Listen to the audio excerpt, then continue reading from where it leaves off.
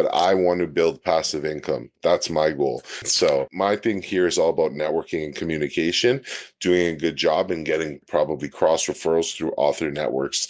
And also you have a little profile. So what I've tried to do is create samples on my profile that demonstrate different abilities in my voice acting, whether it's like a British accent or like something that's a little more dramatic or a little more like fantasy based, like Gandalf or something. It's an interesting thing to think that we've often got skills that we can do that really align with what our day job is, that we can actually create a passive income. And cost of living pressures is something that's pretty much on everyone's mind at the moment. And I think probably more so than any other time in history, it's so easy to create this little gig economy.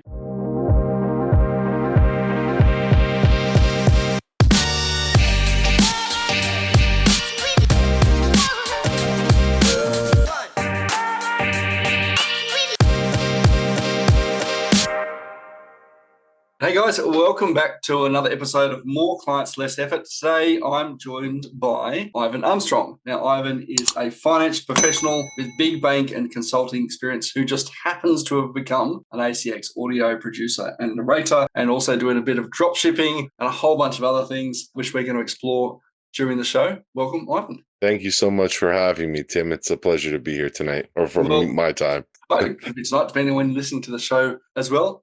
Mate, you've had a long career in finance. What was it about finance that first attracted you to be a banker? To be completely honest, I studied communications. I wanted to do public relations, and I had got an opportunity to work some summer terms for a bank called TD. I'm sure Canadian and American listeners will be familiar. And because of that experience, I interviewed for an associate position within the middle office of what was CIBC. And then I got lucky and I said, well, I can intern for about 10 years, making around 30,000 Canadian a year, or I can start right out of school making 50,000. So that was the end of that decision.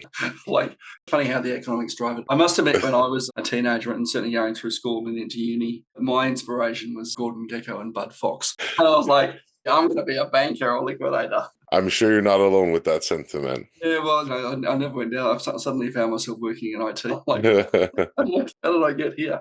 And the rest is just history. What do you think's changed in banking over the last 20 years? And when you're still in banking now, this is your main hustle. We're going to explore this a bit more because you've got not one side hustle, you've got 3 side hustles. But what do you think has changed in the way banking relates to consumers? Because banks come under a lot of scrutiny, a lot of pressure in their customer relations. No one really likes banks. They kind of become necessary evil. What's changed from a communication standpoint and a customer engagement standpoint out of your career? So I've dealt primarily in the capital market space, but still engaged with the corporate strategy and culture. We hear all about the new initiatives, but one of the obvious changes was when I started in 2008. So I think that's giving you a hint about what I might say. A lot of risk and regulatory preparation in terms of the entire bank's balance sheet and treasury and trading activities. That doesn't necessarily affect the average Joe in their mind, but it does when they're trading securities and on exchanges that their RSP, 401k, or whatever depends on, and they're 10 years from retirement. So us having financial acumen would understand that, but the average person might not realize that if these regulations don't come into place, then that can mean your retirement is gone. So that was a big change. The Canadian banks were world renowned for having the best risk aversion, I guess you could say, and also policy around that. So the US would probably be the polar opposite of that. Let's try everything and see what we can make some gains. Known to be a little bit more conservative.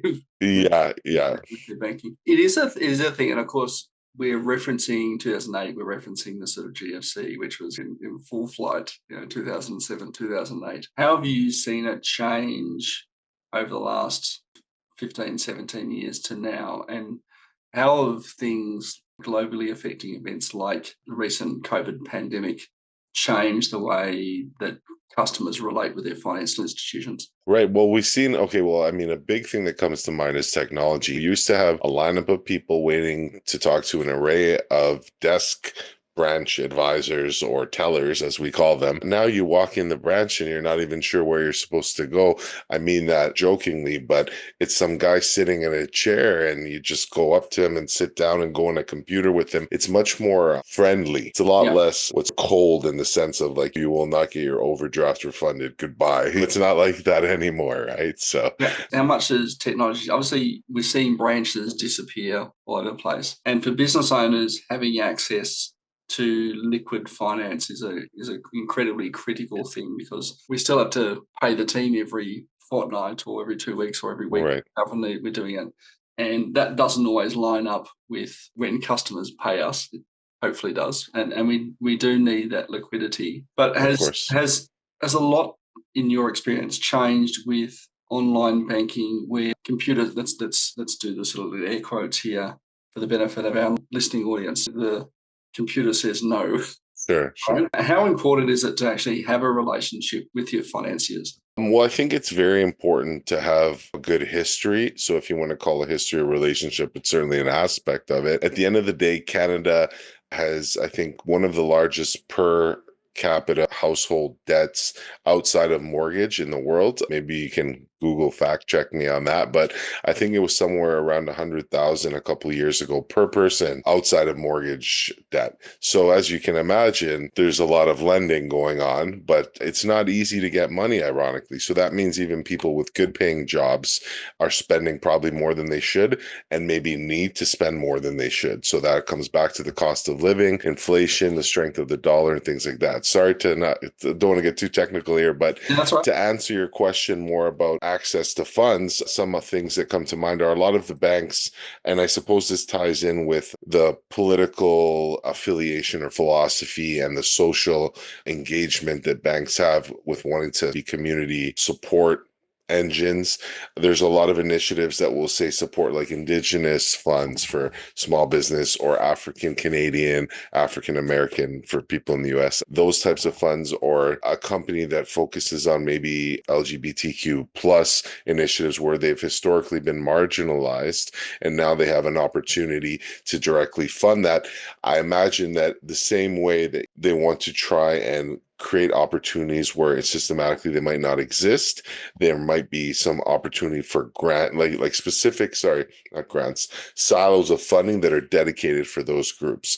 So it would be, if you happen to fall within that group and you've got a good business idea and you need a loan, like now is the time to like utilize that momentum and apply for that loan. If you've got like a convenience store and there's 100,000 other convenience stores, the bank doesn't, I guess, see a social benefit to giving you that approval over someone in this blossoming subsector of clientele. Let's pivot now. I want to talk about it because you're doing some other things. Cost of living. I know you're a divorced man with 2 kids and living in Yes, sir. an expensive economy, and having recently gone through a divorce and a separation myself, and discovered how expensive it is to be single in a house with a large mortgage. I can completely resonate with this. But you've decided to not just do one side hustle as a consultant, which many of us coming out of a corporate career or a banking career will go and do. You've decided to jump into e-commerce dropshipping, fractional CFO consulting, and also audiobook voiceovers, Right. and narration. Tell me about some of those, and why did you choose those particular ones? So I just want to clarify. So I did the e-commerce drop shipping a while back with a person I worked with at one of the big 5 Canadian banks, but that is history now. And the consulting was the last job I had prior to coming back to one of the big banks. So I don't have them all going, although that sounds like it would be an ideal engine. Well, let's ask this question then. What have you learned from those side hustles? Let's start with this one. What was it about the e-commerce one that you think, well, obviously it's closed now, so let's put it into the chalk one up for a loss column. Why did that work for you? Sure. So I'll say, so I think what we tried to do was utilize drop shipping. The same thing I mentioned to you offline about you see an ad where someone wants to teach you a course or a method, and you try and figure out what exactly is going on. So drop shipping maybe was all the rage for sure. And it's certainly a good way to make money if you have the right target clients or customers and you have an ability to produce a product or service that is a differentiator or a challenger or whatever you'd like to call it. We made the mistake of doing health and fitness, which is completely oversaturated, which we came to find out. So because we were not adding any particular new product that differentiated, we were just competing with mega ad spend on Google Ads. So that was impossible. We found that we reached out to a consulting firm in the Florida Keys, and it was a completely digital relationship. And the fellow, his name was Blake. I remember he used to get into arguments on the phone with my partner because I would try and figure out, okay, what exactly did we ask for and what are the results? So we would try and outsource our marketing and they would have a budget. So we pay this money and then you expect, oh, we're just going to get sales, but it doesn't work like that. It's not that simple, right? So when we started to make a couple sales here and there, scrape a couple pennies together, as we call them, basically we realized the only product people were interested in buying from us was a product that was not allowed to be shipped to Canada, but through our lack of oversight with the Canadian regulations and the international shipping restrictions, we couldn't even get it to them. So what I had to end up doing just to fulfill a couple of orders was order it to my house and then mail it to them just because I didn't want to disappoint them. So that's my story with the There's a lesson in this that any you see a promise of lots of money for no effort whatsoever or for very little effort. That's right. Yeah. It is a scam. Yeah, to say the least. I mean, I'm sure if you have the right product in the right sector, you can Yeah. do it. But believe me, everything that you see on Amazon or those like shops where it says 50% off, you can go on Amazon or Temu or whatever and find that product. Oh my God, there's so much cheap stuff on TV, right? I can't believe Yeah, all this. yeah, it's like Temu, it's like defibrillator, 99 cents, right? I never know when I might need a defibrillator. Yeah. You're doing some audiobook production now. What are you learning about marketing? Effectively, you as a consultant, you as a voice. Right. So I think and I always say this, whether it's business or personal goals and achievements, luck and timing is always a factor. I happened to audition for a bunch of books. I tried to audition in volume. I would do one take, be careful, and just send them off. And I ended up getting a few offers to produce. I did like maybe say 25 auditions and I got a couple offers to produce. So I did that, and one of the people I met was an author by the name of Frank Gagan, who I believe, and he essentially said to me, I've got this great networking. His book was about networking. I've got a networking hub event. So this is now like unfolding as the time is going on. Like I've just started in, I guess, August applying, and I'm up to 6 books in production now. So I've asked for royalty shares for them. I could ask for per hour pay, but I want to build passive income. That's my goal. So my thing here is all about networking and communication, doing a good job and getting probably cross referrals through author networks. And also you have a little profile. So what I've tried to do is create samples on my profile that demonstrate different abilities in my voice acting, whether it's like a British accent or like something that's a little more dramatic or a little more like fantasy based, like Gandalf or something, and try and like, Now we're gonna try that, mate. Give us your best Gandalf. you shall not pass. Oh, there we go. Love it. Yeah. So It's an interesting thing to think that we've often got skills that we can do that really align with what our day job is, that we can actually outspend, create a passive income. And cost of living pressures is something that's pretty much on everyone's mind at the moment. And I think probably more so than any other time in history, it's so easy to create this little gig economy, right? You can drive Uber, you can deliver Uber Eats or DoorDash, you can find jobs to use your voice instrument to create an income doing that, right? You can get onto Fiverr or Upwork and put yourself out there and say, hey, if someone wants me to proofread a book or something, I can do that as well, or write a book, I can do that. We can use things like Midjourney to go and create art. Almost, we've got one in Australia called Airtasker, which literally people put jobs up of stuff that they don't want to do. So it might be taking a load of rubbish to the tip. And if you've got a car and a trailer, you can go and take some rubbish to the tip for somebody, or put IKEA flat pack furniture together. Right. So, Right. like no other time in history do we have opportunities to create money from what it is we're good. If you've got a spare bedroom in your house, you could put it onto Airbnb and rent that out, or store something in your garage. So I think that anyone who says, "Oh, I have no money," or "It's really tough," is probably not really looking at what assets or tools they have at their disposal to create a supplemental Yes, income to I support, agree. support their lifestyle, support their kids, support their choices in life. Because there is always this secondary economy of, I don't want to do this thing and you're prepared to do it. And if we're prepared to do the thing, whatever that thing happens to be, we can That's create correct. opportunity for ourselves. Absolutely. Uber is an excellent example. Between that, the Eats, the Food Panda, DoorDash. Apparently, DoorDash had so many people apply for it, and I don't know if it was North America or just Canada, that they don't need any more people because they were paying such good margins to the drivers or bikers. And it's true. If you want to work and put out your best effort, you can make money. And that's why I'm personally politically against like social welfare. I know it's sometimes required, but I definitely think that people can make money if they really put their mind to it.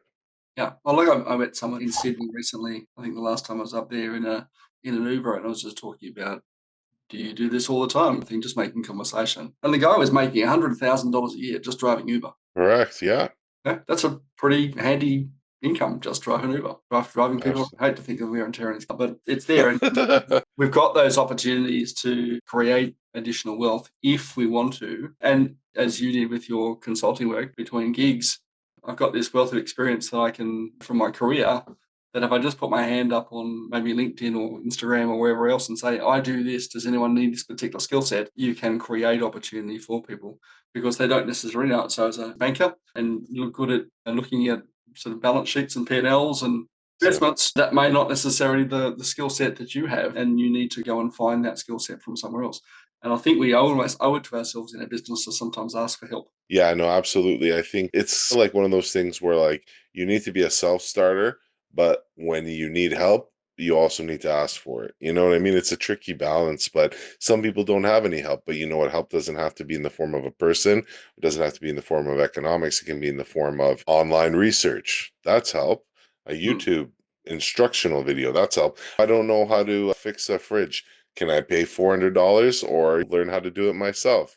I mean, even saving money is a form of economics as opposed to even not spending, right? So, Yeah, very true.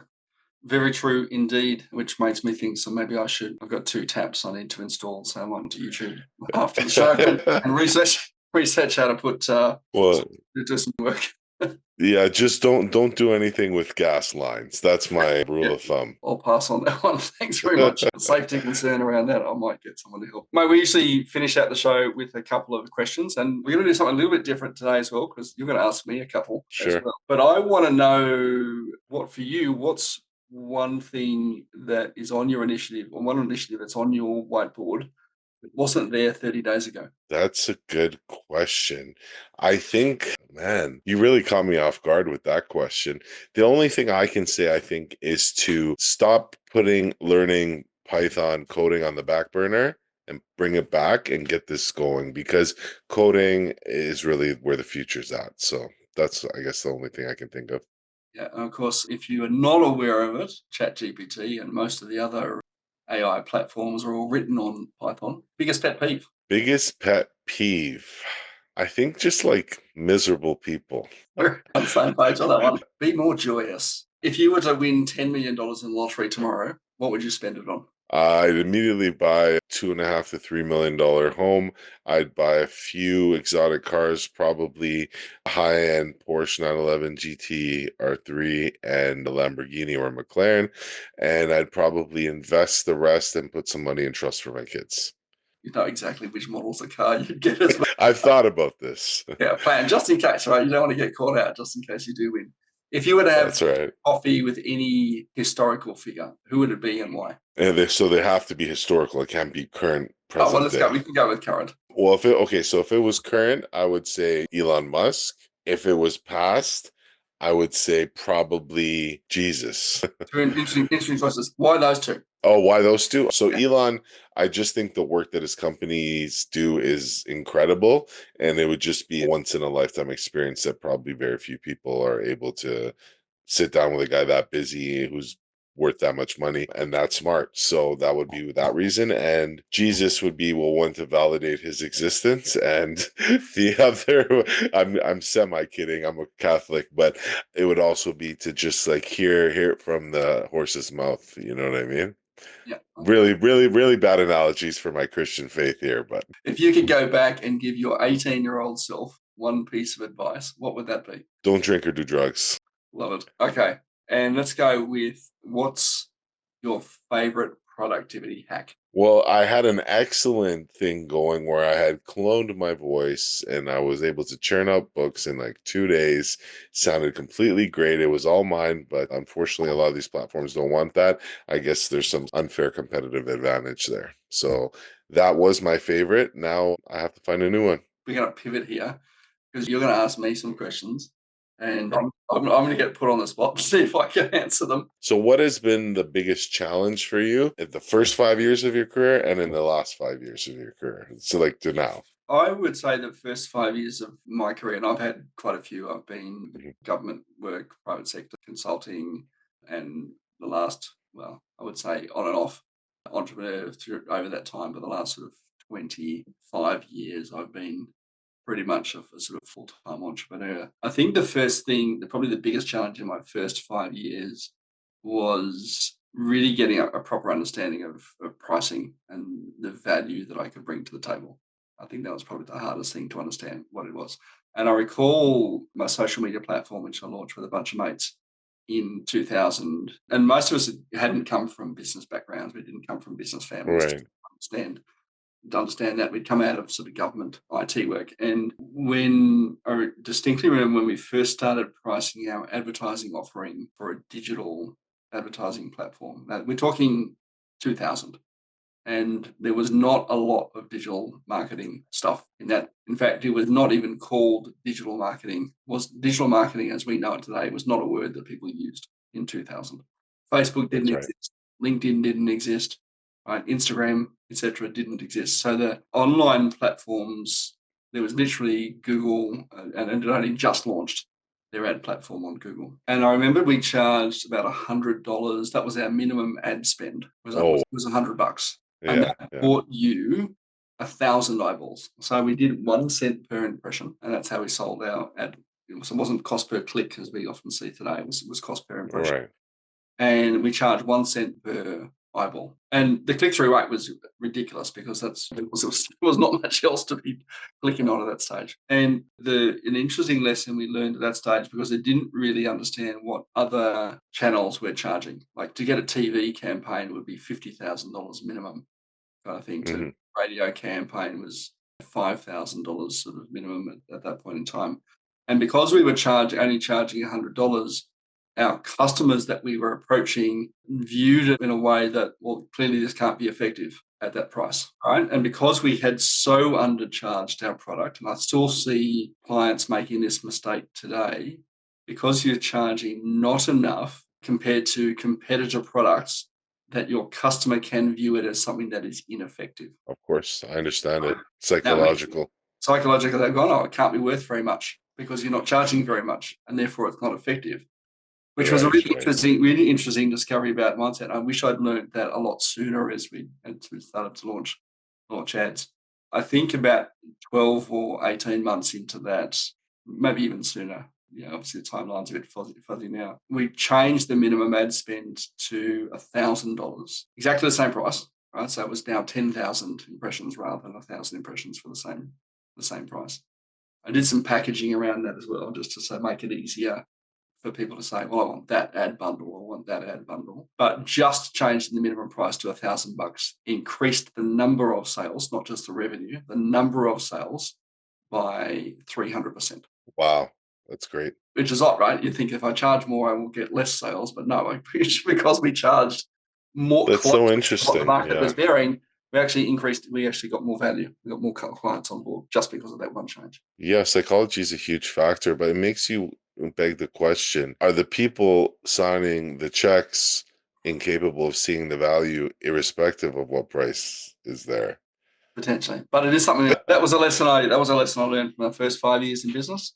All right. Probably the last 5 years, and because we've seen so many changes in the world in the last 5 years with off the back of the pandemic and people working very differently than they used to. Like the idea of jumping on a Zoom call or Google Meets or a Teams meeting with someone and never seeing someone's legs is not unheard of these days. And obviously over the last particularly 2 years, I did a podcast January last year where we predicted that AI would be a game changer. I think it might have been in December 2022. We've gone, next year, Nice. take a look out for AI because it's going to change a few things.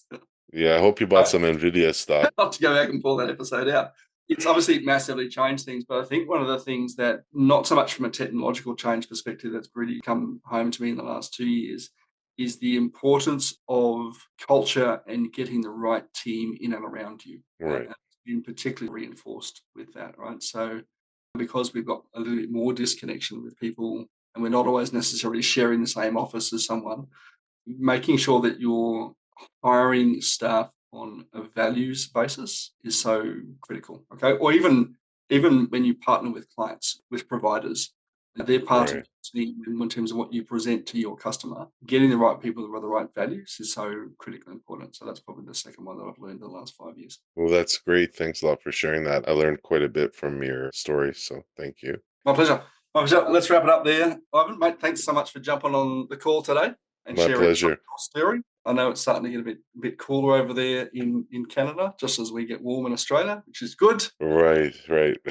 Guys, if you've enjoyed today's show, please like, share, comment. You can connect with Ivan over at Taurus Templating Company and Ivan Armstrong on LinkedIn. We'll drop those links in the show notes. You can go and check out Ivan and the work that he does, not just as an incredible banker, but also as a podcast, an audiobook reader. So if you want someone to read you your audiobook for you in his best British or accents, hit up Ivan to do that for you. I'm sure he'd appreciate the work as well. And guys, if you've liked today's show, please like, share, subscribe, give us a review as well, and we'll catch you on another episode real soon. Thanks so much, Tim.